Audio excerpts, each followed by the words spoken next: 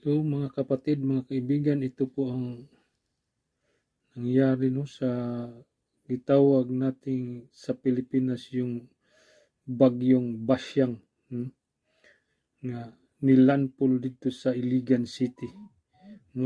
Daghan kayong mga kaigsuunan nato nagsuffer sa tubig nga baha, nga milapaw sa mga sakyanan ug mga kabalayan.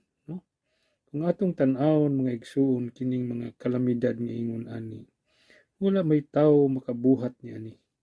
Tungod sa gugma sa Dios nga kinahanglan unta nga kita mubalik ug muduol diha kaniya, nga para malipay siya nga daghan ang makaadto didto sa gisaad niya nga kinabuhi didto sa gingharian sa langit, nga makaadto sa iyang gingharian.